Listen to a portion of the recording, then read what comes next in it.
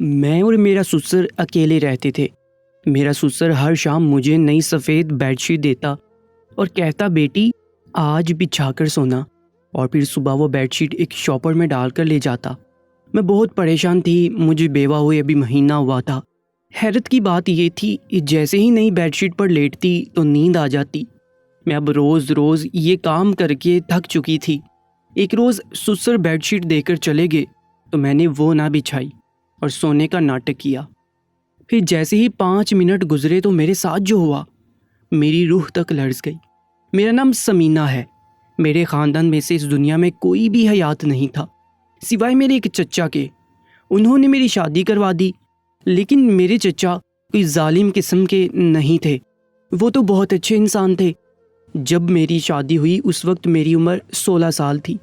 میں بہت زیادہ خوبصورت تھی، لیکن جو گھر ان کو میرے لیے ملا وہ کوئی اتنا خاص امیر بھی نہ تھا اور مناسب بھی نہیں تھا، لیکن ان کے پاس بھی اور کوئی چارہ نہیں تھا کیونکہ ان کی بیوی بالکل بھی اچھی نہیں تھی۔ کوئی بھی اچھا رشتہ آتا تو وہ کہتی تھی کہ اپنی بیٹی کے بارے میں سوچو، اس کو بس جلدی جلدی گھر سے نکال دو، نہیں تو میری بیٹیوں کے رشتے بھی نہیں ہوں گے، کیونکہ جو بھی گھر آتا تھا وہ مجھے ہی پسند کر لیتا تھا۔ میں بہت زیادہ خوبصورت تھی اور میری چاچی کی بیٹیاں بہت ہی کالی اور موٹی سی تھیں، لیکن ان کا رویہ میرے ساتھ اتنا برا نہیں تھا، سب کچھ ٹھیک تھا۔ بس کبھی کبھی چاچی کو اسی بات پر غصہ آتا تھا کہ رشتہ میری بیٹیوں کے لیے آتا ہے لیکن پسند اس کو کر کے چلے جاتے ہیں۔ ایسا بھی ہونے لگا کہ جب رشتہ آتا تو مجھے چھپا دیتے۔ بس پھر چاچو نے تنگ آ کر جہاں بھی مجھے بھیجنا تھا فوراً بھیج دیا، کوئی پوچھ گچھ بھی نہیں کی تھی اور زیادہ کیڑے بھی نہیں نکالے۔ جس گھر میں میری شادی ہوئی تھی اس میں کوئی بھی نہیں تھا۔ میرا شوہر کراچی میں کام کرتا تھا، یہاں سے 1 دن کی دوری پر تھا، اس لیے وہ بار بار آ نہیں سکتا تھا، لیکن ہر 4 مہینے بعد 1 ہفتے کے لیے آتا تھا۔ میں نے کہا کہ چلو شکر ہے باہر کا ملک تو نہیں ہے، ورنہ تو 2 سال میں 1 چکر لگنا تھا۔ گھر میں کوئی نہیں تھا سوائے میرے سسر کے، پر میرے شوہر نے کہا کہ تمہیں پریشان ہونے کی کوئی ضرورت نہیں ہے، میرے ابا بہت اچھے ہیں، اور وہ واقعی بہت زیادہ اچھے تھے، میرا بہت خیال بھی کرتے۔ شادی کے 2 ہفتے بعد میرے شوہر نے کہا کہ مجھے جانا ہوگا۔ میں نے صرف 2 ہفتے کی چھٹی لی تھی، میں نے بھی اسے بھاری دل کے ساتھ رخصت کر دیا۔ اس کا نام اسلم تھا اور میرے سسر کا نام حمید۔ سسر بھی کام پر جایا کرتے تھے، صبح صبح ان کو ناشتہ بنا کر دیا، وہ کام پر چلے گئے۔ انہوں نے کہا کہ گھر کو اندر سے بند کر لینا، کوئی بھی آئے دروازہ نہ کھولنا، جب میں آؤں گا تو پہلے پوچھنا کہ کون ہے، میں تمہیں بتا دوں گا کہ میں ہوں، اس کے بعد دروازہ کھولنا۔ وہ مجھے بہت پیار کرتے تھے، بیٹی کی طرح میرے ناز نخرے اٹھاتے تھے، میرے سر پر ہاتھ رکھتے اور چلے جاتے۔ واپسی پر میرے لیے سموسے لے کر آئے تھے۔ میں نے کہا کہ اس کی کیا ضرورت تھی، تو کہنے لگے کہ ابھی شادی ہوئی ہے تمہاری، تھوڑی تو خدمت کرنی پڑے گی۔ آج میری بیوی زندہ ہوتی، میری کوئی بیٹی ہوتی تو تمہارا اس کے ساتھ وقت گزر جاتا، پر کیا کرے جب وہ اس دنیا میں ہی نہیں رہے۔ تو میں نے کہا کہ کوئی بات نہیں، آپ تو ہیں نا۔ اسی طرح وہ روز میرے لیے کوئی نہ کوئی چیز لایا ہی کرتے تھے، لیکن ایک دفعہ تو کچھ ایسا لے آئے جس کی امید نہیں تھی اور میں تھوڑی حیران بھی ہوئی۔ میرا شوہر سیکیورٹی کا کام کرتا تھا، اس لیے اسے دن بھر فون سننے کی اجازت نہیں ہوتی تھی۔ رات کو 5 منٹ کے لیے مجھ سے بات کرتا، لیکن اتنا تھکا ہوتا کہ بات کرتے کرتے ہی سو جاتا۔ مجھے یہ بات اچھی نہیں لگتی تھی کیونکہ میں پورا دن ان 5 منٹ کے لیے انتظار کرتی رہتی تھی، لیکن اس کی مجبوری تھی۔ وہ پورا دن گرمی میں دھوپ میں سیکیورٹی پر کھڑے کھڑے تھک جاتا تھا، کہتا تھا بہت بڑی بلڈنگ ہے لیکن بڑی خطرناک جگہ ہے، یہاں پر اس طرح کی چیزیں بنتی ہیں جس میں کبھی بھی آگ لگ سکتی ہے، اس لیے تو اچھے پیسے ملتے ہیں اس نوکری کے، نہیں تو تم سے کبھی اتنا دور رہتا۔ لیکن ایک دن بری خبر مجھے ملی کہ میرا شوہر اس دنیا سے چلا گیا۔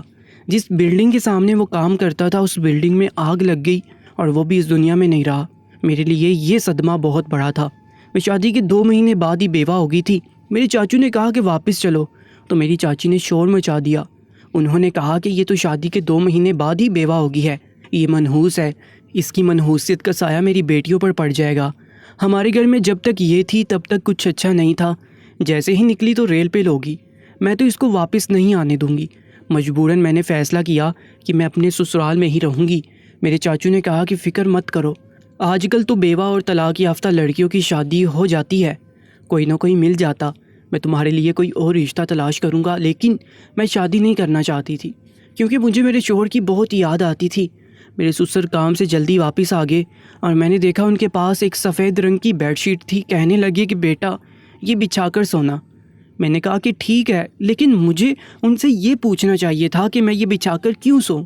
انہوں نے تو اتنا کہا کہ تمہارے لیے لایا ہوں، اپنے بستر پر بچھا لو۔ میں نے کہا کہ گھر کے لیے لائے ہوں گے، ویسے بھی اس گھر میں کوئی اتنی زیادہ چیزیں نہیں تھیں اور مجھے جہیز دینے والا کون تھا؟ لیکن حیرت مجھے تب ہوئی جب صبح میرے سسر نے کہا کہ وہ بیڈ شیٹ مجھے واپس کر دو۔ مجھے لگا کہ شاید انہوں نے رکھنے کے لیے دی تھی۔ میں نے کہا لیکن میں نے تو بستر پر بچھا دی تھی اور میں اسی پر سو بھی گئی تھی۔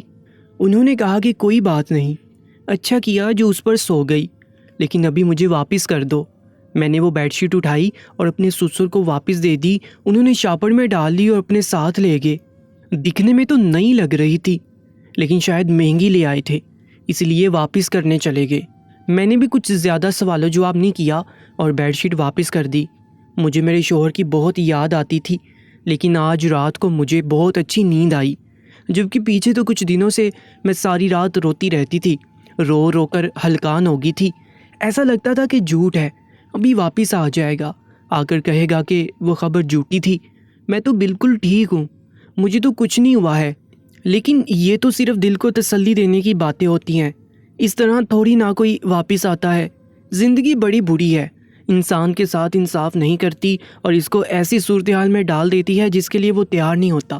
میں نے کب سوچا تھا کہ میں اتنی جلدی بیوہ ہو جاؤں گی اور میرا شوہر جس کے ساتھ میں نے صرف 2 ہفتے گزارے تھے اس دنیا سے چلا جائے گا۔ ایک آس باقی تھی کہ شاید میں امید سے ہوں۔ میرے شوہر کو گئے ہوئے ابھی صرف 1 مہینہ ہی ہوا تھا، کچھ دن اور گزر جاتے تو شاید مجھے پتہ چل جاتا کہ ماں بننے والی ہوں یا نہیں، کیونکہ جب میرا شوہر واپس گیا تو اس سے 2-3 دن پہلے وہ میرے ساتھ تھا، لیکن جب واپس گیا تو اس کے 2-3 دن بعد یہ خبر آ گئی تھی کہ وہ اس دنیا میں نہیں ہے۔ اس لیے میرے پاس ایک امید تو تھی۔ رات کو سسر واپس آئے تو ان کے پاس پھر سے بیڈ شیٹ تھی۔ کہنے لگے کہ بچھا لو۔ میں نے کہا کیا بات ہے، آپ واپس دینے کیوں چلے گئے؟ تو کہنے لگے جس دکان سے لی ہے۔ ایک دوست نے کہا میں نے بھی اسی دکان سے لی تھی، پر میں نے تو سستی لی تھی، آپ نے مہنگی لی ہے، تو میں واپس لے کر جھگڑا کرنے چلا گیا تھا، لیکن پھر اس نے مجھے 200 روپے واپس کر دیے۔ تم بچھا کر سو جاؤ، کوئی مسئلہ نہیں۔ وہی ہوا جس کا مجھے بھی اندازہ تھا۔ میں نے کہا کہ ٹھیک ہے، میں نے پھر سے بیڈ شیٹ بچھا لی اور میں سو گئی۔ ایسی سوئی کہ صبح ہی میری آنکھ کھلی، لیکن صبح میری طبیعت بہت عجیب ہو رہی تھی۔ مجھے لگا کہ میں ماں بننے والی ہوں، تبھی مجھے اس طرح سے چکر بھی آ رہے تھے اور بدن میں بھی درد ہو رہا تھا۔ لیکن صبح جب ناشتہ بنا رہی تھی تو سسر نے پھر سے کہا کہ بیڈ شیٹ واپس کر دو۔ میں تو حیران رہ گئی۔ ابھی میں ان سے کچھ پوچھنا چاہتی تھی تو انہوں نے کہا کہ میرے پاس ٹائم نہیں ہے، جلدی واپس لے کر آؤ۔ میں نے جلدی سے واپس کر دی اور بنا کوئی جواب دیے وہ بازار چلے گئے اور کہنے لگے کہ بہت کام ہے مجھے، بیٹا تم اپنا خیال رکھنا۔ میں نے کہا کہ یہ کیا ہو رہا ہے، کبھی واپس کروا دیتے ہیں، کبھی لے آتے ہیں، پتہ نہیں کیا کر رہے ہیں۔ برے لوگوں کی حرکتیں عجیب ہوتی ہیں، لوگوں کی باتوں میں آ جاتے ہیں۔ اگر بیڈ شیٹ لے ہی لی ہے تو رکھ لیں چپ کر کے، 100-200 سے کیا فرق پڑتا ہے۔ آج کل 200 میں تو ایک ٹائم کا کھانا بھی نہیں بنتا ہے۔ لیکن میرے سسر کو کون سمجھاتا۔ میری طبیعت پورا دن خراب رہی اور میں خوش ہوتی رہی کہ میں ماں بننے والی ہوں، کیونکہ اس طرح مجھے اس بات کا یقین ہو جاتا کہ میرے پاس میرے شوہر کی کوئی نہ کوئی نشانی رہ جائے گی۔ میں نے سوچ لیا تھا کہ اگر بیٹا ہوا تو میں اس کا نام اپنے شوہر کے نام پر رکھوں گی، اس طرح اسلم میری زندگی میں واپس آ جائیں گے، کوئی تو ہوگا جس کو میں اپنا کہہ سکوں گی، ورنہ اس دنیا میں میرا تھا ہی کون۔ ایک شوہر تھا، وہ بھی اس دنیا سے چلا گیا۔ میرے سسر نے تو روٹین بنا لی تھی، وہ رات کو مجھے چادر دے دیتے اور صبح مجھ سے مانگ لیتے اور مجھے اتنی زیادہ نیند آتی کہ مجھے اپنا ہوش ہی نہیں رہتا۔ میں نے کہیں سے سنا تھا کہ جب عورت ماں بننے والی ہوتی ہے تو اسے بہت زیادہ نیند آتی ہے، اس لیے میرا دماغ ان چیزوں کی طرف لگا ہوا تھا۔ پر 1 ہفتے بعد یہ امید بھی ٹوٹ گئی۔ مجھے بہت افسوس ہوا، میں ماں نہیں بننے والی تھی۔ میرے شوہر کی میرے پاس کوئی نشانی نہیں تھی۔ مجھے بہت زیادہ افسوس ہو رہا تھا، رو رہی تھی۔ سسر سے یہ بات نہیں کی اور انہوں نے کہا کیوں رو رہی ہو؟ تو میں نے کہا کہ نہیں کچھ نہیں ہے۔ پر اب میں اس بات پر حیران ہونے لگی کہ اگر میں ماں نہیں بننے والی تو پھر مجھے اتنی نیند کیوں آتی تھی اور میرے بدن میں اتنا درد کیوں رہتا ہے؟ کیونکہ میں تو یہی سمجھ رہی تھی کہ یہ سب کچھ اس وجہ سے ہو رہا ہے، پھر میری طبیعت اتنی خراب کیوں تھی؟ اور اب کس کو کہتی کہ مجھے ڈاکٹر کے پاس لے جائیں۔ سسر کو کہتی تو عجیب لگتا، چاچو کو کہتی تو وہ بھی کیا سوچتے، کاش کہ میرا شوہر زندہ ہوتا تو اس کے ساتھ ہی چلی جاتی۔ لیکن پھر تکلیف زیادہ بڑھنے لگی۔ رات کو عجیب سی نیند آتی تھی، پتہ نہیں چلتا تھا کب سوئی ہوں کب جاگی ہوں۔ اور ایک دن ایک منظر دیکھ کر تو میں حیران ہی رہ گئی۔ میرے سسر خود ہی اس چادر کو دھو رہے تھے۔ میں حیران تھی کہ یہ چادر کو دھو کیوں رہے ہیں؟ ان کو کیا لگتا ہے کہ کیا میں نے اس چادر کو گندا کر دیا ہے؟ اور اگر ویسے ہی ان کو گندی لگ رہی ہے تو مجھ سے کہہ دیتے، میں دھو دیتی۔ لیکن ان کا اس کے ساتھ کام کیا تھا؟ یہ چادر تو میرے کمرے میں ہوتی تھی۔ مجھے ایسا لگتا تھا کہ میرے سسر بیٹے کے جانے کے بعد پاگل ہو گئے ہیں، عجیب و غریب قسم کی حرکتیں کرتے تھے۔ ایک ہی چادر کو بار بار کون دھوتا ہوتا ہے؟ رات کو کہتے تھے بچھا لو، صبح کہتے تھے واپس کر دو۔ اس طرح کی حرکتیں کوئی نارمل انسان تو نہیں کرتا۔ لیکن میں بھی نہیں بولتی تھی کیونکہ شاید مجھ سے زیادہ ان کا نقصان ہوا تھا۔ ان کے بڑھاپے کی لاٹھی کھو گئی تھی، میرے شوہر کی لاش بھی تو نہیں ملی تھی۔ بس اتنا بتا دیا گیا تھا کہ وہ اس دنیا سے چلا گیا ہے، کیونکہ بلڈنگ میں آگ لگ گئی تھی، اس لیے زیادہ تر لوگوں کی لاش نہیں ملی۔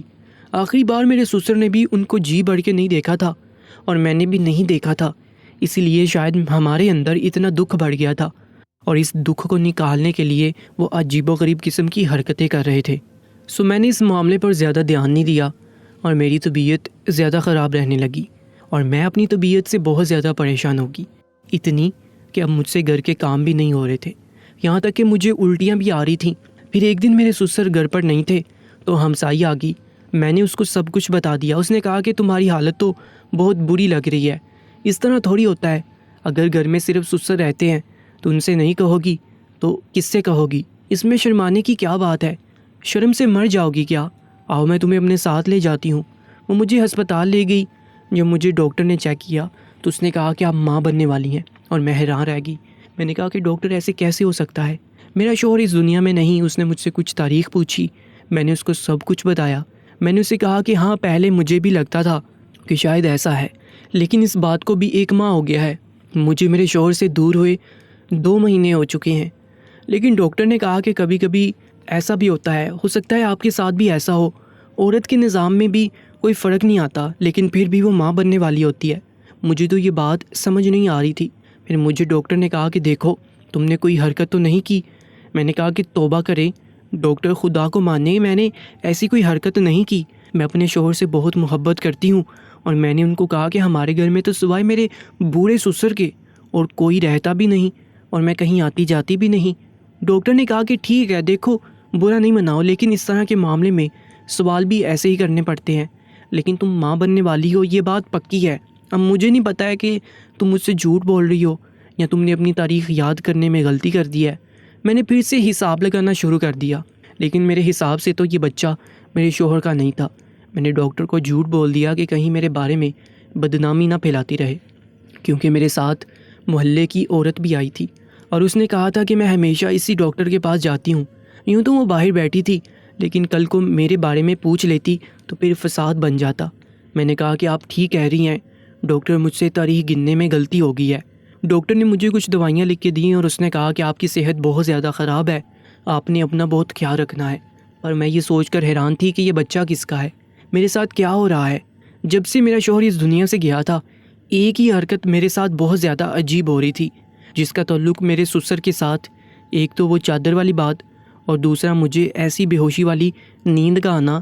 جب کہا میں تو اتنی پریشان رہتی تھی، میرے دماغ میں اتنے سارے دکھ بڑھے تھے، میں اتنے سکون سے کیسے سو سکتی تھی؟ انسان کا پیپر بھی ہو تو اسے سکون کی نیند نہیں آتی، اور یہاں میرا ہم سفر اس دنیا سے چلا گیا تھا، اور میں ایسے گھوڑے گدھے بیچ کر سو جاتی تھی۔ کوئی نہ کوئی گڑبڑ ضرور تھی جس کے بارے میں اب مجھے پتہ لگانا ہی تھا، اور میں نے سوچ لیا تھا کہ مجھے کیا کرنا ہے۔ جو بھی میں کر رہی تھی مجھے وہ نہیں کرنا تھا، یعنی مجھے ایک دن کے لیے اپنی روٹین بدلنی تھی، اور میں نے اپنی روٹین بدلی۔ میں نے کھانا نہیں کھایا کہ کہیں مجھے کھانے میں تو نہیں کوئی چیز ملا کر دی جا رہی، اور میں یہ سوچ کر حیران تھی کہ یہ کرے گا کون؟ رات کو سسر نے پھر سے وہی بیڈ شیٹ مجھے واپس کر دی۔ اب تو وہ بیڈ شیٹ اتنی پرانی ہو گئی تھی، پھر بھی اس کو ایسے شاپر میں ڈال کر لاتے تھے جیسے کہ نئی ہے، پتہ نہیں اپنے ساتھ لے کر جاتے ہی کیوں تھے۔ میں نے کہا کہ جی ٹھیک ہے، بچھا کر سو جاؤں گی، لیکن آج میں نے بستر پر وہ بیڈ شیٹ نہ ڈالی اور بستر پر جا کر لیٹ گئی۔ لیکن میں حیران تھی کہ آج مجھے نیند نہیں آ رہی تھی۔ مجھے سمجھ نہیں آ رہا تھا کہ کیا میری نیند کا تعلق اس بیڈ شیٹ کے ساتھ تھا، یہ کیا ہو رہا تھا میرے ساتھ؟ مجھے تو بالکل بھی نیند نہیں آ رہی تھی، یہاں تک کہ رات کے 12 بج گئے۔ باہر بالکل خاموشی تھی۔ تھوڑی دیر کے بعد ہلچل کی آواز آئی۔ مجھے لگا کہ سسر پانی پینے کے لیے یا باتھ روم جانے کے لیے اٹھے ہوں گے، لیکن کوئی میرے کمرے کی طرف بڑھ رہا تھا اور کمرے میں داخل ہو گیا۔ کمرے کی لائٹ بند تھی اور میں نے سانس کھینچ کر سونے کی ایکٹنگ کرنی شروع کر دی، کیونکہ مجھے دیکھنا تھا کہ یہ کون ہے۔ ویسے مجھے بہت زیادہ ڈر لگ رہا تھا اس کا میرے کمرے میں کیا کام تھا، لیکن تھوڑی دیر کے بعد جب وہ شخص میرے قریب آ کر لیٹ گیا اور مجھے اپنی باہوں میں بڑھنے کی کوشش کرنے لگا تو میں نے چیخنا چلانا شروع کر دیا، اور جیسے ہی لائٹ آن کی تو یہ دیکھ کر حیران رہ گئی کہ وہ کوئی اور نہیں، میرا سسر تھا۔ اس نے بستر کی طرف دیکھا اور غصے سے کہا کہ چادر نہیں ڈالی تھی۔ میں حیران رہ گئی کہ کس طرح سے بات کر رہے تھے میرے ساتھ۔ میں چلا رہی تھی۔ وہ بولے، بدذات عورت، چلاتی کیوں ہے؟ میں پوری طرح گھبرا گئی۔ میں نے کہا کہ آپ کیا کر رہے ہیں؟ تو میرے سسر گھبرا گئے۔ میں نے اور زور سے چلانا شروع کر دیا، یہاں تک کہ محلے کے لوگوں نے دروازہ کھٹکھٹانا شروع کر دیا۔ یہ کیا ہو رہا ہے؟ اور وہ عورت بھی اندر آ گئی، اس کا شوہر بھی، جس کے ساتھ میری تھوڑی بہت دوستی تھی۔ میں نے ان کو چلا چلا کر اتنا کہا کہ پولیس کو بلاؤ، یہ میری عزت پر حملہ کر رہا تھا۔ وہ لوگ حیران رہ گئے۔ سارا محلہ اکٹھا ہو گیا۔ محلے والوں کی اس بات سے کوئی غرض نہیں ہوتی ہے کہ کسی کی عزت بچانی ہے یا نہیں۔ محلے والے دراصل خود اتنے تنگ ہوتے ہیں کہ اگر کوئی چور یا کوئی اس طرح کا انسان ان کے ہاتھ لگ جائے تو اسے مار کر اپنا غصہ اس پر نکالنا چاہتے ہیں۔ میرے سسر کو بھی دبوچ لیا گیا تھا۔ سب کہہ رہے تھے کہ اس محلے میں سارے شریف لوگ رہتے ہیں، آپ اپنی بہو کے ساتھ کیا کر رہے ہیں؟ یہاں پر میں نے اس عورت کو سب کچھ بتایا کہ میں ماں بننے والی ہوں اور مجھے نہیں پتا یہ بچہ کس کا ہے۔ میرے سسر نے زبان کھول دی۔ انہوں نے کہا کہ وہ اس چادر کے اوپر نیند کی دوائی لگا کر لاتے تھے، جب وہ دوائی میری سانس میں جاتی تو میں بے ہوش ہو جاتی تھی، اور اس کے بعد وہ میری عزت پر حملہ کر دیتے تھے۔ جب سے میرا شوہر اس دنیا سے گیا وہ میرے ساتھ یہی کر رہے تھے، اور یہ بچہ بھی ان کا تھا۔ سب لوگوں نے کانوں کو ہاتھ لگا لیا کہ توبہ توبہ، کیا زمانہ آ گیا ہے۔ کچھ لوگ مجھ سے بولے کہ اگر ایسا ہو ہی گیا ہے تو ان دونوں کا نکاح کروا دو، لیکن میں نے شور ڈال دیا، اپنے چاچو کو بھی بلا لیا۔ میں نے کہا کہ خودکشی کر لوں گی لیکن اس انسان کے ساتھ شادی نہیں کروں گی جو میری عزت پر حملہ کرتا رہا ہے۔ میں تو اسے اپنا باپ سمجھتی تھی۔ میرے چاچو نے کہا کہ اب تمہاری چچی کچھ بھی بولے، سارا زمانہ میرے خلاف ہو جائے، میں تمہیں یہاں نہیں رہنے دوں گا۔ میں اپنے چاچو کے گھر چلی گئی۔ وہ بچہ بھی دنیا میں آ گیا۔ وہ ایک بیٹی تھی۔ میری زندگی عذاب ہو گئی تھی، سب کچھ ختم ہو گیا تھا، لیکن پھر ایک دن کچھ ایسا ہوا کہ میں حیران رہ گئی، کیونکہ شاید اللہ نے میرے ساتھ انصاف کر دیا۔ میرا شوہر واپس آ گیا۔ مجھے دیکھ کر حیران رہ گیا۔ وہ سمجھا کہ اس کی اولاد ہے۔ کتنی دیر ہم روتے رہے، ایک دوسرے کے گلے لگ کے پھوٹ پھوٹ کر رو رہے تھے۔ دراصل میرا شوہر مرا نہیں تھا، وہ ہاسپٹل میں تھا اور کوما میں چلا گیا تھا۔ اب کسی کو پتہ ہی نہیں تھا کہ وہ کون ہے، اس لیے کسی نے اس کے گھر والوں کو نہیں بتایا۔ میرا شوہر مرا نہیں تھا بلکہ بے ہوش ہو گیا تھا۔ اس کو 1 سال بعد ہوش آیا تو فوراً میری طرف بھاگا۔ میں نے اس کو سب کچھ بتا دیا تو حیران رہ گیا۔ اس نے کہا کہ اب میں کیا کروں، یہ سب کیا ہو گیا؟ میں نے کہا کہ کچھ نہ کرو، بس مجھے چھوڑ کے نہ جاؤ۔ اس نے کہا کہ آج سے میرے باپ کے ساتھ میرا کوئی تعلق نہیں ہے، بس میں تمہارے ساتھ ہوں، تم فکر نہیں کرو، ہم لوگ ساتھ رہیں گے اور اس بچی کو بھی پالیں گے۔ ابھی بھی ایسا لگتا ہے کہ یہاں تو وہ برا خواب تھا جس کو میں گزار رہی تھی، اور یہاں پھر یہ کوئی اچھا خواب تھا جس کو میں گزار رہی ہوں کہ میرا شوہر واپس آ گیا۔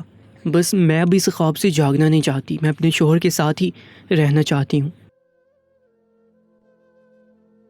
میرا نام کاشف ہے، میں شادی شدہ تھا اور میری بیوی کا نام آمنہ تھا۔ میرا ایک بھائی بھی تھا جس کی عمر 19 سال تھی۔ ہمارے ماں باپ اس دنیا میں نہیں تھے۔ میری شادی کو 1 سال ہو چکا تھا۔ میری بیوی بہت زیادہ خوبصورت اور اچھی تھی، میرا بہت خیال رکھتی تھی۔ میرے بابا نے ہمارے لیے صرف ایک گھر ہی چھوڑا تھا، لیکن وہ 2 مرلے کا گھر تھا جو پرانی طرز پر بنا ہوا تھا۔ ہمارے پاس اتنے پیسے نہیں تھے کہ اس کو دوبارہ سے بنا سکتے۔ میرے بھائی نے برگروں کا کام شروع کر دیا۔ وہ ریڈی پر برگر بیچا کرتا تھا، لیکن شروع میں تو اس کا کام بالکل چل ہی نہیں رہا تھا۔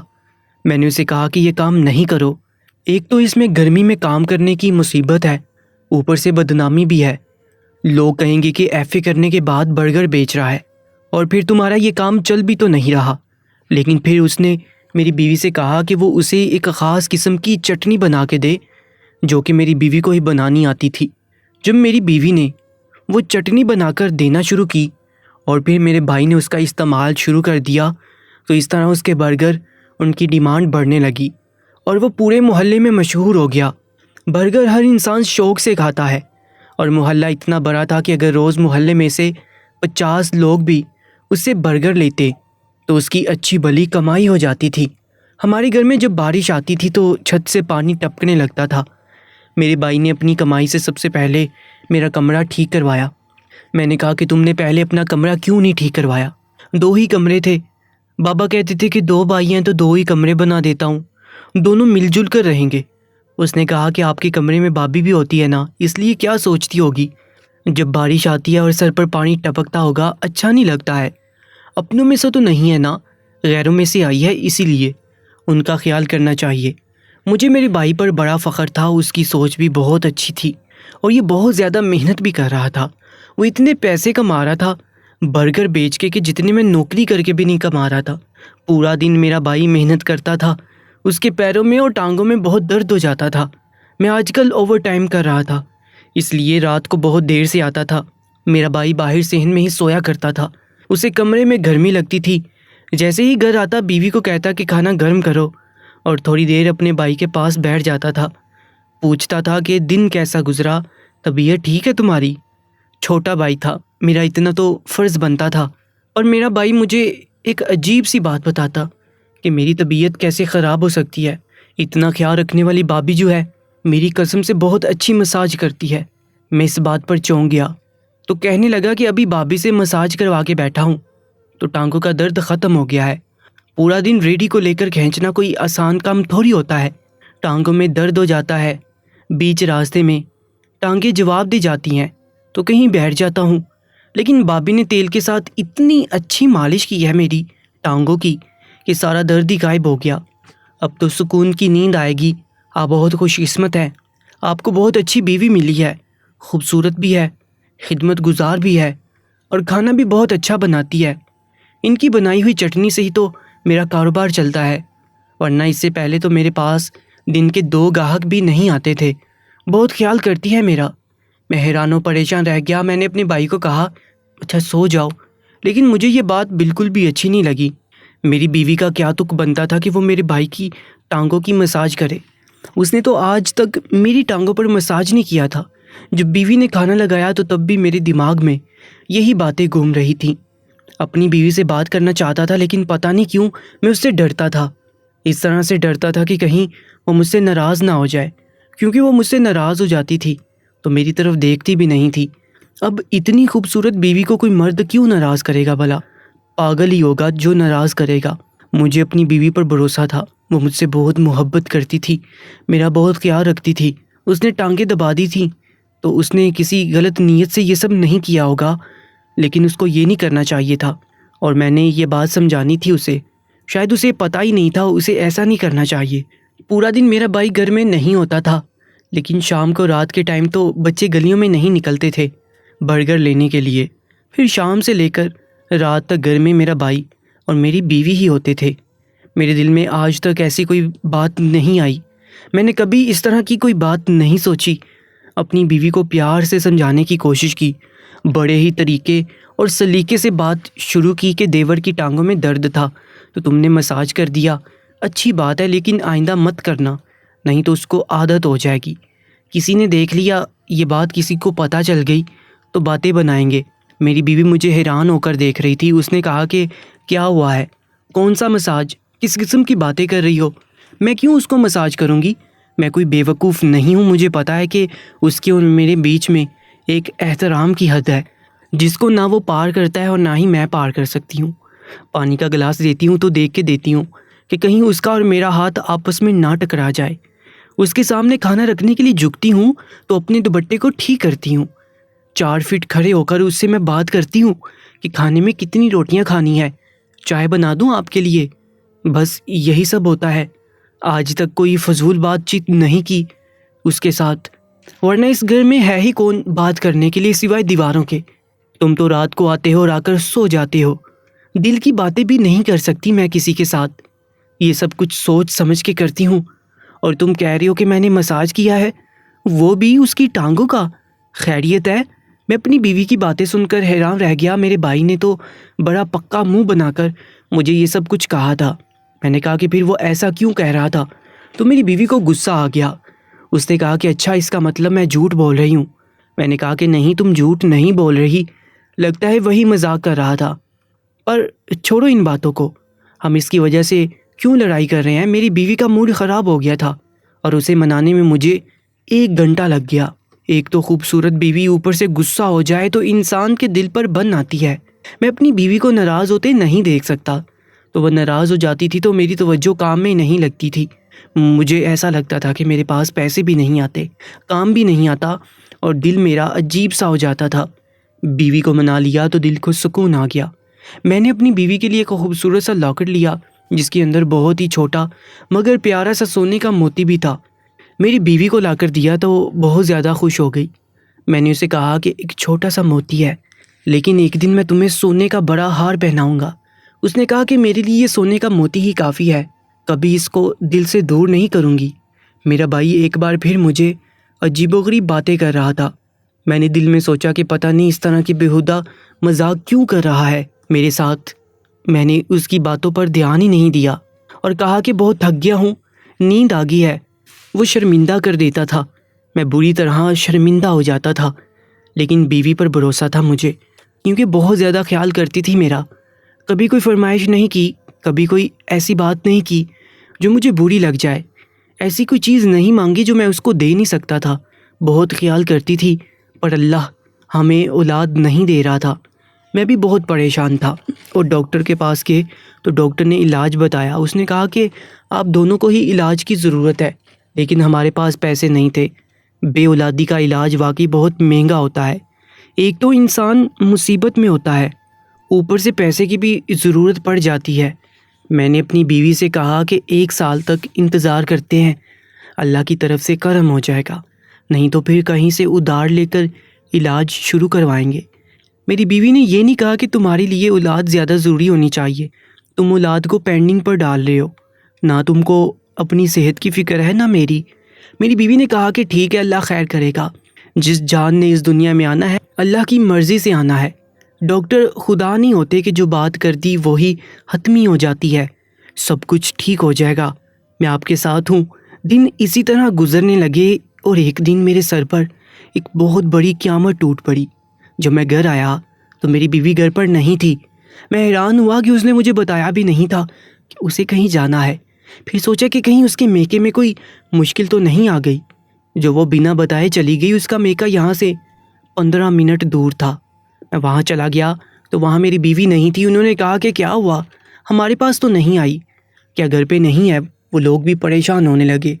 تو میں نے کہا کہ نہیں، گھر پہ ہی ہوگی، محلے میں کسی کے گھر گئی ہے، آپ فکر نہ کریں، میں دیکھ لیتا ہوں۔ لیکن میں بھی پریشان ہو گیا تھا کہ رات کا وقت تھا اور میری بیوی اس وقت کہیں نہیں جاتی تھی۔ اس کا محلے میں بھی کسی کے ساتھ کوئی خاص تعلق نہیں تھا اور وہ محلے میں کسی کے گھر بھی نہیں جاتی تھی۔ مجھے اسے ڈھونڈتے ہوئے 2 گھنٹے ہو گئے۔ جب میرا بھائی بھی آ گیا، میں نے اسے یہ بات بتائی تو وہ بھی حیران رہ گیا اور وہ بھی محلے میں تلاش کرنے لگا۔ پھر مجھے محلے کے 2 بچے ملے جن سے میں نے پوچھا کہ یہاں پر کوئی آیا تو نہیں تھا اور تم نے دیکھا ہو، کیونکہ وہ لوگ اسی گلی میں کرکٹ کھیلا کرتے تھے۔ ان بچوں نے کہا کہ نہیں، یہاں پر تو کوئی بھی نہیں آیا، لیکن تھوڑی دیر پہلے آپ کے گھر سے لڑنے کی آواز آ رہی تھی۔ میں نے کہا کیا مطلب ہے؟ انہوں نے کہا ایسی آوازیں آتی تھی جیسے کوئی عورت اور مرد آپس میں لڑتے ہیں۔ میں یہ بات سن کر حیران رہ گیا کہ کون لڑ رہا تھا۔ میرے گھر میں بچوں نے کہا تھا کہ ایسے لڑنے کی آوازیں آ رہی تھی جیسے سلیم چاچا کے گھر سے آتی ہیں۔ سلیم چاچا ہمارے گھر میں رہتے تھے اور اپنی بیوی کے ساتھ بہت زیادہ لڑتے تھے۔ بچے تو اسی طرح بتا سکتے تھے، لیکن میری بیوی کے ساتھ کون جھگڑا کر رہا تھا؟ میرا بھائی تو میرے سامنے آیا تھا اور اسے دیکھ کر لگتا تھا کہ وہ بہت دور سے آیا ہے، دن بھر کا تھکا ہوا تھا۔ میں گھر پہ تھا نہیں، پھر میری بیوی سے جھگڑا کون کر رہا تھا؟ بیوی کو بہت تلاش کیا لیکن وہ نہیں ملی۔ 24 گھنٹے کے بعد پولیس میں رپورٹ کروا دی۔ پولیس والے کو بیوی کی تصویر دکھائی کیونکہ انہوں نے کہا تھا کہ ساتھ بیوی کی تصویریں بھی دے۔ تو پولیس والا اتنا بدتمیز تھا، کہنے لگا کہ اتنی پیاری بیوی رکھی ہوئی ہے تو پھر بیوی پر نظر بھی رکھنی تھی۔ میرا دماغ تو پہلے ہی گما ہوا تھا، دل میں عجیب و غریب قسم کے خیالات تھے۔ بیوی کے پاس چھوٹا سا ہی موبائل تھا، سارا چھان مارا، اس میں تو ایسی کوئی بات نہیں تھی۔ بھائی بھی میرے ساتھ ساتھ تھا، اس کو دیکھ کر نہیں لگتا تھا کہ اس کے دل میں کوئی چور ہے۔ پھر یہ سب کچھ کیا تھا؟ محلے سے اتنا ہی پتہ چلا جتنا بچوں نے بتایا کہ لڑائی کی آواز آئی تھی۔ نہ میری بیوی کو کسی نے نکلتے ہوئے دیکھا تھا اور نہ ہی ایسی کوئی بات بتائی، وہ گھر کے آگے ہی کھیل رہے ہوتے تھے۔ پتہ نہیں میری بیوی کہاں تھی، کہیں اسے گھر سے کسی نے اغوا تو نہیں کر لیا تھا۔ دن پر دن گزر رہے تھے اور بیوی نہیں مل رہی تھی۔ میں اتنا پریشان ہو گیا تھا کہ میں نے گلی کی نالیوں میں بھی اسے دیکھا کہ کہیں اس نے خودکشی تو نہیں کر لی۔ میری پریشانی والے دماغ میں عجیب و غریب قسم کے خیالات آ رہے تھے۔ میرا بھائی تو کام میں لگ گیا تھا۔ اس نے کہا تھا مجھے بھی بڑا افسوس ہے بھابھی کے جانے کا، پر کام تو کرنا ہے۔ اس کو تو افسوس نہیں تھا اور وہ کچھ کر بھی نہیں سکتا تھا، گھر تو میرا اجڑ گیا تھا۔ میری اتنی پیاری خوبصورت بیوی جس کے بغیر ایک دن بھی نہیں رہ سکتا تھا، آج اس کو غائب ہوئے پورے 28 دن ہو گئے تھے۔ میں پاگلوں کی طرح اسے تلاش کرتا تھا۔ کھانا کھاتا تو صرف اس لیے کہ کہیں مر نہ جاؤں، نہیں تو کسی بھی چیز میں دل نہیں لگتا تھا۔ نوکری سے بھی وارننگ ملی تھی کہ ٹھیک سے کام کرنا ہے تو کرو، نہیں تو نوکری سے نکال دیں گے۔ اب کس کے لیے کمانا تھا؟ بھائی تو اپنے لیے خود کما لیتا تھا۔ کبھی کبھی پولیس والے فون کر کے بلاتے تھے کہ لاش ملی ہے، آ کر شناخت کر لو، تو دل ڈوب جاتا تھا۔ اللہ کسی پر بھی ایسے دن نہ لائے۔ اور ابھی تک جتنی بھی شناخت کرنے کے لیے میں گیا ان میں سے کوئی بھی میری بیوی نہیں تھی، اس لیے میرے دل میں امید باقی تھی۔ سچ کہتے ہیں کہ جن کا کوئی اپنا لاپتہ ہو جاتا ہے وہ نہ جیتے ہیں نہ مرتے ہیں، بیچ میں لٹک جاتے ہیں، کیونکہ ان کو پتہ ہی نہیں ہوتا کہ جو لاپتہ ہوا ہے وہ زندہ بھی ہے یا نہیں۔ میرا بھائی کہتا تھا کہ تمہاری بیوی چٹنی بنا کر دیتی تھی، اس کے بعد ہی میرا کام چلتا تھا، اور وہ چٹنی صرف وہی بنا سکتی تھی، لیکن ابھی بھی اس کا کام چل رہا تھا۔ ایک دن میں نے دیکھا وہ گلی میں کھڑا تھا اور اس کے پاس بچوں کا ہجوم تھا۔ میں نے رات کو اس سے کہا کہ تمہارا کام کیسا چل رہا ہے؟ میری بیوی کی بنائی ہوئی چٹنی کے بغیر ٹھیک تو نہیں جا رہا ہوگا؟ تو میرے بھائی نے کہا کہ ہاں ایسا ہی ہوتا، لیکن بھابھی نے مجھے چٹنی بنانے کا طریقہ سکھا دیا تھا، وہ بہت اچھی تھی، بہت زیادہ خیال رکھتی تھی میرا۔ میں گھر آتا تو میری ٹانگیں دباتی تھی۔ آج مجھے غصہ آ گیا، میں نے کہا کہ پہلے ہی وہ غائب ہو چکی ہے، اب تو اس کے بارے میں جھوٹ نہیں بولو، وہ کیوں تمہاری ٹانگیں دبائے گی؟ وہ تو تم سے 4 فٹ دور کھڑی ہوتی تھی۔ میرا بھائی حیران رہ گیا، اس نے کہا کہ آپ ٹھیک کہتے ہیں، وہ غائب ہوئی ہے، اس کے بارے میں ایسی باتیں نہیں کرنی چاہیے، پتہ نہیں اس دنیا میں ہے بھی یا نہیں، لیکن میں آپ کو کیا بتاؤں۔ خیر چھوڑیں، آپ کو اتنا بھروسہ ہے تو آپ کو اتنا ہی کہوں گا کہ عورت پر بھروسہ کرنے والا مرد بے وقوف ہوتا ہے، وہ بھی حسین عورت پر۔ جیسے جیسے دن گزر رہے تھے میرے دل میں میری بیوی کے خلاف شک آ رہا تھا۔ میں سوچنے لگا کہ وہ کیسے غائب ہو سکتی ہے، اکیلی تو نہیں جائے گی گھر سے۔ اس کے ماں باپ بھی بہت زیادہ پریشان تھے، ان کو بھی کچھ پتہ نہیں تھا، لگتا تھا کہ کسی کے ساتھ چلی گئی تھی۔ میرے سامنے جھوٹ بولتی تھی، اصل میں کسی کے ساتھ چکر چلایا ہوا تھا، کیونکہ وہ بہت زیادہ خوبصورت تھی اور میں تو اس کے ساتھ کھڑا ہوا اس کا نوکر لگتا تھا۔ جب وہ خود کو آئینے میں دیکھتی ہوگی تو سوچتی ہوگی کہ میرا شوہر تو میرے قابل ہی نہیں ہے، اور اس طرح اس کے دماغ نے تو فیصلہ کر لیا ہوگا۔ میرا بھائی کیوں جھوٹ بولے گا؟ وہ اس طرح کی بات کیوں مجھے کہتا کہ تمہاری بیوی نے میری ٹانگوں کی مساج کی تھی، جبکہ اسے پتہ ہوتا کہ ایسا ہوا ہی نہیں ہے؟ تو وہ مجھ سے کیوں جھوٹ بولتا؟ اسے مجھ سے روز ایک ہی مذاق کرنے کی کیا ضرورت تھی کہ وہ یہ جانتا تھا کہ میں اپنی بیوی سے سچ پوچھ کر سکتا ہوں؟ اگر کسی دن وہ مجھے کہتا کہ تمہاری بیوی نے میری ٹانگیں دبائیں اور میں اپنی بیوی کو اس کے سامنے کھڑا کر کے پوچھتا کہ یہ کیا کہہ رہا ہے، تو اس کا جھوٹ پکڑا جانا تھا۔ اس کا مطلب کیا ہے؟ وہ جھوٹا نہیں تھا، کیونکہ اتنا کوئی جھوٹ نہیں بولتا۔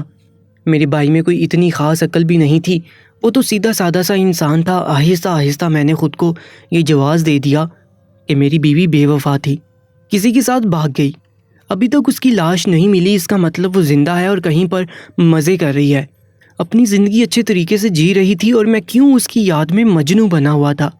میں نے بھی اپنا کام کرنا شروع کر دیا، لیکن پھر بھی وہ مجھے بہت یاد آتی تھی، کیونکہ میں تو اس سے محبت کرتا تھا، مگر وہ مجھ سے محبت نہیں کرتی تھی۔ میری محبت اپنی جگہ سچی تھی۔ پولیس والوں نے بھی میری بیوی کو تلاش کرنا چھوڑ دیا۔ میرا بھائی آج کل ایک عجیب حرکت کرتا تھا، رات کو اسے برے خواب آتے تھے، اچانک سے اٹھ کر چلانا شروع کر دیتا۔ میں نے کہا کہ کیا ہو گیا؟ تو کہتا تھا کہ مجھے بہت برا خواب آیا ہے، پر کیا اسے روز ہی برا خواب آتا تھا؟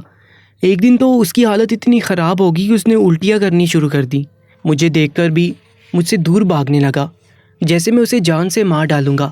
اپنے آپ کو باتھ روم میں بند کر دیا، پتہ نہیں اس کے ساتھ کیا ہوا تھا، ایک تو میں پہلے ہی پریشان تھا، آج کل تو گھر کا کوئی کام بھی نہیں ہوتا تھا، ہوٹل سے کھانا کھا کر ہمارے معدے خراب ہو گئے تھے۔ میری بیوی گھر کو کتنی اچھی طرح سے سنبھال رہی تھی، مجھے اس کی یاد آتی تھی، کبھی کبھی سوچتا تھا کہ پتہ نہیں کہیں بیچاری کسی برے حال میں ہی نہ ہو۔ ایک دن بھائی کی طبیعت بہت زیادہ خراب ہوگی تو اس نے کہا کہ آج میری جگہ آپ ڈیری لے جائیں، نہیں تو گھر میں کچھ پکے گا بھی نہیں، آپ کی نوکری بھی چھینی جا رہی ہے۔ میں نے کہا کہ تم فکر نہیں کرو، میں لے جاتا ہوں۔ میں اس کی گاڑی لے گیا، وہ نیم بے ہوشی میں تھا، اس نے بس مجھے اتنا ہی کہا تھا کہ کسی گلی میں جانا ہے، اس کا تھوڑا بہت کام تو میں کر سکتا تھا، سارا کچھ بنا بنایا تھا، برگر بنا کر ہی دینے تھے۔ لیکن جیسے ہی میں نے اس کے سامان کو چیک کرنا شروع کیا، کیونکہ مجھے پتہ نہیں تھا کہ کون سا مسالہ کہاں پر ہے، کون سی چیز کہاں پڑی ہے، تو میں حیران رہ گیا۔ مجھے اس کی چیزوں میں سے اپنی بیوی کی ایک چیز ملی، وہی لاکٹ جو میں نے اپنی بیوی کو دیا تھا۔ میرے بھائی کے سامان میں کیا کر رہا تھا؟ میں ایک دم سے گھبرا گیا، پھر ٹھنڈے دماغ سے سوچا کہ ہو سکتا ہے اسے کہیں ملا ہو، لیکن ایسا نہیں ہو سکتا تھا، کیونکہ جو میری بیوی غائب ہوئی اس کے 10-15 دن پہلے ہی میں نے اپنی بیوی کو تحفہ دیا تھا، اور وہ اسے اپنے گلے سے کبھی بھی نہیں اتارتی تھی۔ ایک دن تو مجھے کہہ رہی تھی کہ مرتے دم تک گلے سے نہیں اتاروں گی، کیونکہ یہ مجھے آپ نے تحفے میں دیا ہے اور آپ کی محنت کی کمائی سے آپ نے خریدا ہے۔ پھر یہ میرے بھائی کے پاس کیا کر رہا تھا؟ میں اپنے بھائی کے پاس چلا گیا، اس کی طبیعت تھوڑی بہتر تھی، لیکن وہ بھی پریشان لگ رہا تھا، جیسے سمجھ گیا ہو کہ مجھے یہ مل گیا ہوگا۔ میں نے وہ لاکٹ اس کی آنکھوں کے سامنے کیا تو وہ بہت زیادہ ڈرا ہوا نظر آنے لگا۔ میں نے کہا کہ یہ تمہارے پاس کیا کر رہا ہے؟ تمہاری بھابھی کا لاکٹ ہے جو میں نے اسے دیا تھا۔ میرا بھائی میرے قدموں میں گر گیا اور پھوٹ پھوٹ کر رونے لگا، کہنے لگا کہ مجھ میں شیطان آ گیا تھا، مجھ سے بہت بڑی غلطی ہوگی۔ بھابھی کو بہت پسند کرتا تھا، بہت پیاری لگتی تھی وہ مجھے، آپ کو ان کے خلاف بھڑکاتا رہتا تھا، جھوٹ بولتا تھا کہ انہوں نے میرا مساج کیا ہے تاکہ آپ اس سے بدظن ہو کر اسے چھوڑ دیں اور میں اسے اپنا لوں، یا آپ لوگ آپس میں لڑائی کر کے اس کا دل میری طرف لگ جائے گا۔ لیکن اس بات سے کوئی فرق نہیں پڑ رہا تھا۔ ایک دن وہ گھر پر اکیلی تھی، میں اچانک سے گھر آ گیا، میری نیت خراب ہو گئی، ہم لوگوں نے بہت لڑائی کی، میں نے اس پر بہت تشدد کیا، مزاحمت کرتی رہی، لیکن مجھ پر میری بری نیت حاوی ہو گئی تھی اور میں نے اس کے ساتھ بدفعلی کر دی، لیکن اس کا سر دیوار سے جا لگا اور وہ مر گئی۔ میں اسے مارنا نہیں چاہتا تھا، میرا ارادہ اسے مارنے کا نہیں تھا۔ پھر اس کی لاش کو اپنی ریڑھی میں ڈال کر ٹھکانے لگایا تھا، اور یہ لاکٹ اس کی نشانی کے طور پر اپنے پاس رکھ لیا تھا، کیونکہ میں بھی تو اسے پیار کرتا تھا نا بھائی، مجھے وہ بہت اچھی لگتی تھی۔ اب وہ روز مجھے خوابوں میں آتی ہے، مجھے ڈراتی ہے، میں جہاں دیکھتا ہوں مجھے ایسے لگتا ہے کہ وہیں پر کھڑی ہے، ابھی بھی اسی کمرے میں موجود ہے، دیکھ رہی ہے مجھے، بچا لو بھائی، مجھے بچا لو۔ میرا بھائی پاگلوں کی طرح چلانے لگا، پھوٹ پھوٹ کر رونے لگا اور بے ہوش ہو گیا۔ میں وہیں پر گھٹنوں کے بل گر گیا۔ میری بیوی اس دنیا میں نہیں تھی، جا چکی تھی۔ میرے بھائی نے اس کے ساتھ اتنا بڑا ظلم کیا تھا، وہ بیچاری چیخی ہوگی، چلائی ہوگی، اس نے مجھے پکارا ہوگا، لیکن میں وہاں پر نہیں تھا۔ ابھی بچے کہہ رہے تھے کہ آپ کے گھر سے لڑنے کی آوازیں آ رہی تھیں، میں اس بدبخت کا کیا کرتا؟ یہ تو پہلے ہی احساس گناہ میں مبتلا ہو کر پاگل ہو چکا تھا، تبھی اسے برے خواب آ رہے تھے اور اس کی طبیعت بھی خراب رہتی تھی۔